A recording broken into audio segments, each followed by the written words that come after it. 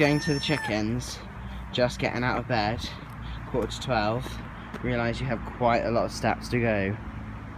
Can I be bothered? No.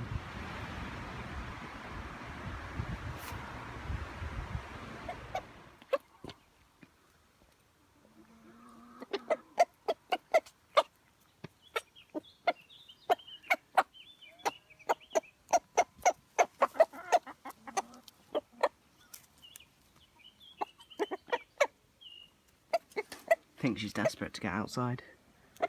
You literally just need to walk through this door. Still don't think they get it. Hi guys, welcome back to another video on my channel. Today I'm just going to be talking to you about all of the chicks we've had in 2020 so far. So yeah, let's get on with that video. There's going to be a few little kind of talks about the incubator process of it all, and how we clean the eggs, and how we rotate all of our chicks, and how and where they end up to after they're old enough to be off heat. Let's get into the video. Okay, so I'm going to do a short video today, guys, as my phone storage is really bad, as I've got over 9,000 photos on my phone, and I need to go through and delete loads of them. So, here, I'll come over to, well, Archon. It's an Archon. So, we've got some chicks hatching down there, and that's an 800, and that's an 800, and it's a Brinzy holding our ducks. That's a Hecker, and I think that's a 290, that one. This is 25, this is a 15, these are some eggs that we've just picked up this morning. Excuse me. And some turkey eggs, which are soon to hatch, which is exciting. And the hatcher. So I'm going to talk to you more about the hatcher in this next little clip in the video. Okay, so here we have the hatcher. So when all of the birds come into the airspace, we take them off 2 days, or maybe 3, off turning, to put them flat for them all to get ready to come into the airspace and pip and hatch. So this is what we've got so far. Bearing in mind it's the 6th of May, guys. So it is our high peak. Look, you can see them all in here now. There's some at the back there. One's on its back. I'll sort that out in a minute. This is a crowed. Already big. Huge. And we got some sandpaper, and we clean this out every week. So then when they stand a lot more better, like firmly, not curled up. Because often they hatch like this, curled up, their feet. This is my feet, their feet. When now they're proper walking. These are some ducks starting to pip. So we put them in here on Sunday evening. No, not Sunday evening, sorry. Monday evening. No, Tuesday evening.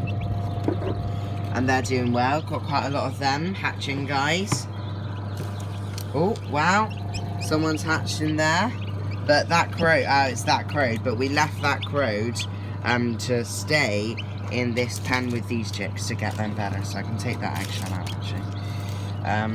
But yeah, so this is the high peak of it all, guys. So that towel's a bit dry now, so I need to dampen that towel. But first of all, I spray the ducklings, just to help them come out better. Get a good firm spray on them and a few on the chicks. But we don't want much on the chicks because it gets them really sticky and hard to hatch. Little cookie damper. Come on! No, you're not going to look to the camera. No, you're not going to show the world your face. Okay then. And then just spray this a lot until it gets really damp. And then they shouldn't need to really get much changed. So that's fine. Little spray there. Plenty. And let's put that back in.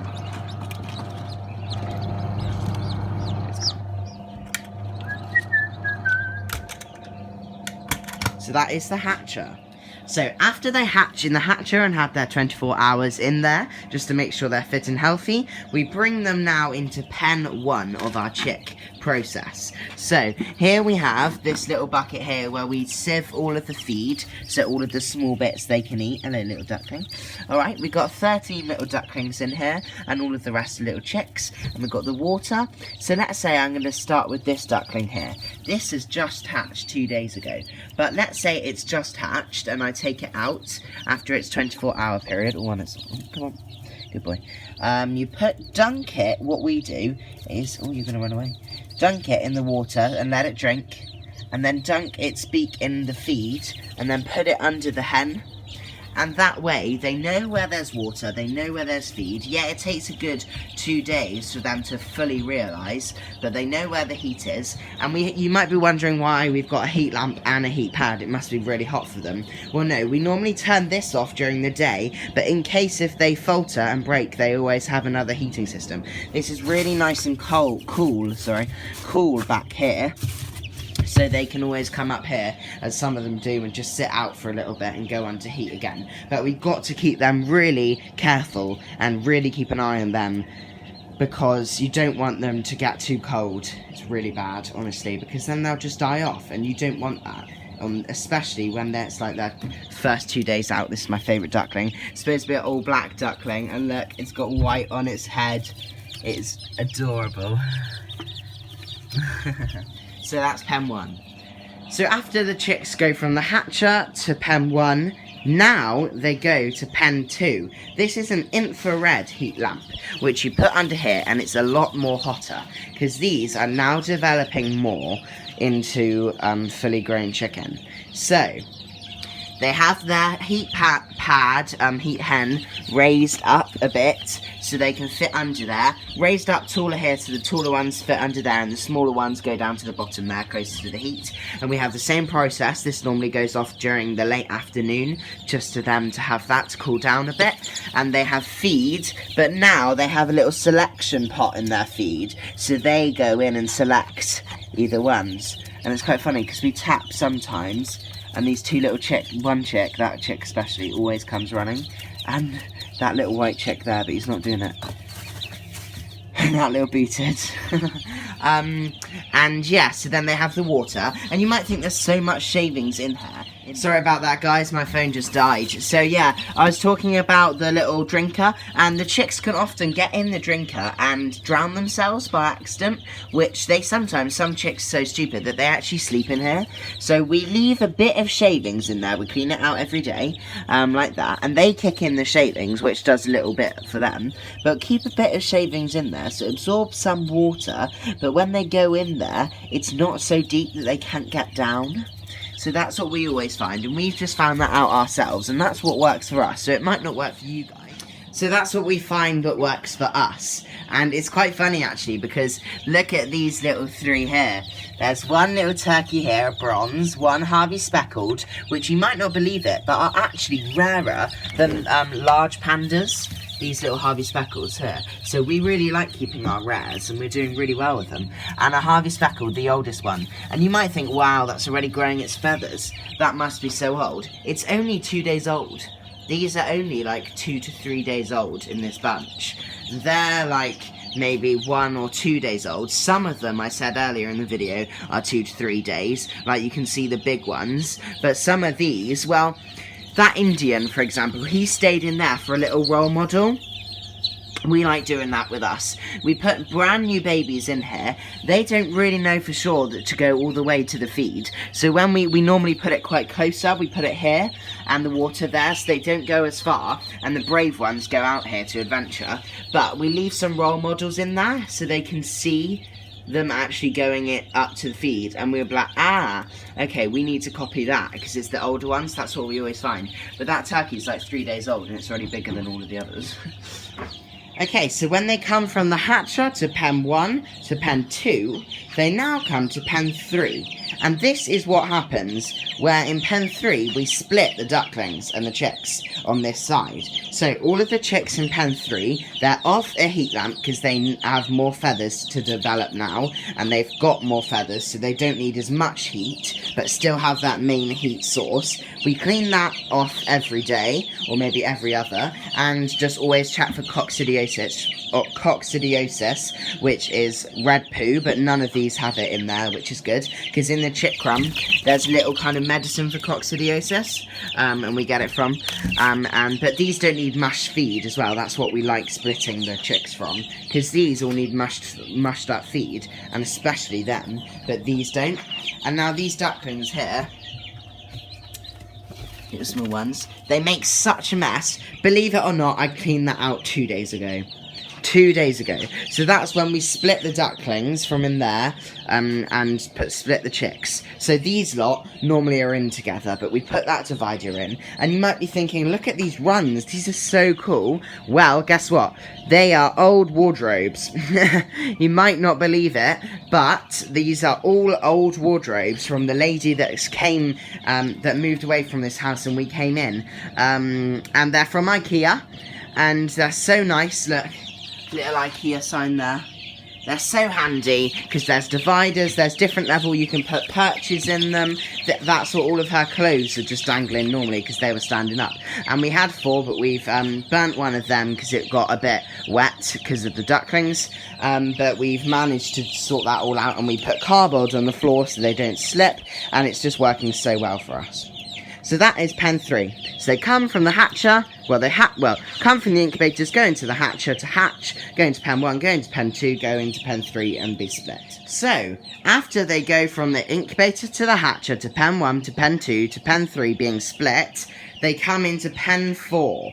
Now, we've had to put a little wire mesh lid on this because they're getting out and you can see they're all pooing, and I'm gonna scrub that all away in a minute, but after the video. But we've put this little wire on because they've now all nearly developed, fully feathered, but they just need to grow in size now. They're growing dominance. You can see all of the cockerel's combs are growing, so they're all starting to have a little fight. They're jumping in there, which is a bit annoying, but they can jump out, and they're jumping on the feeder and stuff like that. So we raise the heat. We leave the heater on its lowest to its lowest, but one end a bit higher, all together higher, all together higher, all together fully up nearly. Because look, they all manage well with it. And now we haven't put that on actually for 2 days, because they're all fine, because they're fully feathered, they all huddle up together, and it's nice and warm in here because all of the incubators, and there's oil heaters on in here, and they just work so much better without having heat during the day, because it actually hardens the Indians up a bit,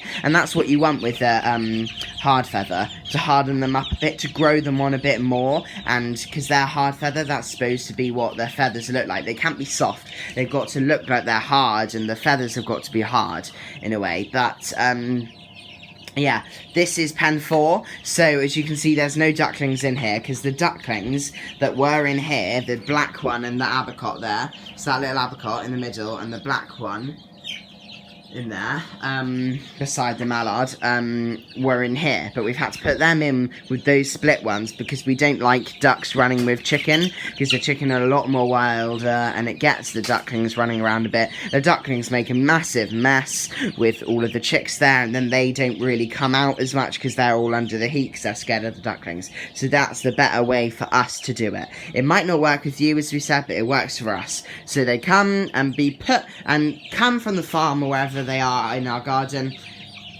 lay there for 12 hours just to make sure all of the membrane and everything is all okay. Then they go into the hatcher. Day 7 we candle, maybe day 2 and 3 we also candle just to see if there's some, definitely no. And then they go, so chicken, duck, chicken, hatcher, turkey. So they go in there, move to the hatcher 2 days before, or maybe 1 day before. The chickens often stay down at the bottom though, and the ducks are starting to stay down at the bottom because we don't have enough room. We've got too many in there and we don't want to crowd them up. Go to pen 1, go to pen 2, pen 3 being split off the that thing, sieved feed, and into pen 4. Now let's go see where they go after. So, I've just left the chicks in the garage to come up here to show you where they come. But before they come from pen 4, I show you these 2 little potato crates. We've just been given by my uncle, one of my uncles, 6 of them. They were going for burning, but we can always make a good hutch with them. I'm going to split them in half to make 4 hutches just out of 2. There's all of the ones in the shed there that you saw in the video before. Here are the Spanish. There's little Yoko. She's getting her mate today, a gold top that I'm bringing over from the farm. There's the Spanish. Coronation. Black Road. Indians at the top. Large Indians. large Indians, Aussies. And now, let's show you where they go after pen 4. Okay, so as you might have seen in the past few of my videos, the white-crowed Langshan video, this is where they go. So, sorry by the way if you heard any of these, and some of these in my video, because they're just a neighbouring farm over there, and like right next to us. But I go over there all the time, and I help out with him and stuff like that. So it's fair enough. But yeah, so this is where they go. This really helps them with the heat, because they still kind of think in a way they're on heat, but they don't have anywhere to go under, because they're nearly fully feathered, all of these. And there's only 4 of them. These are all of the older ones we have. But yeah, so I'll go show you that in there now. Okay, so this is the polytunnel, guys. You probably all know, and if you haven't watched my videos, go watch them. But look at that white crowed. That's our ever first white crowed out, and look at him. He's lovely. We called him Murchie after the white crow, after the person that we got the crows off when he died, when he offered them to us because he wanted us to keep his legacy going. But yeah, he's already got his PCGB ring on, which you'll see here now in the video of him and the Crane Corp. The one there behind all at the back, the blue and the white, of them getting their rings on. The white-crowed Murchie.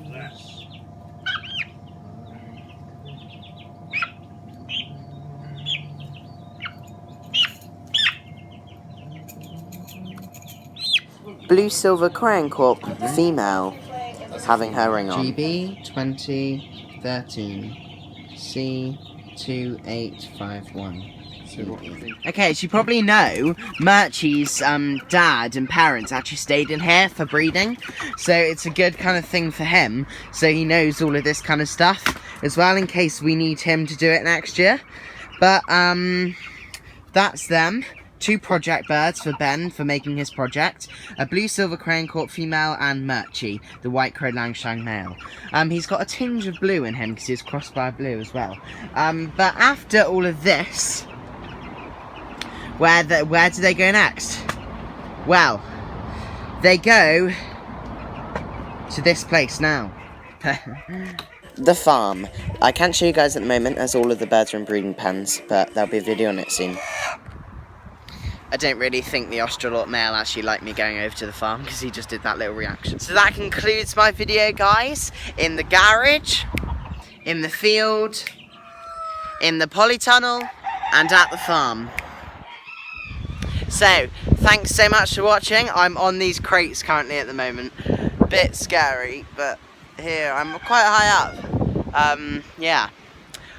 So yeah, but anyway, thank you so much for watching. I actually was quite high up.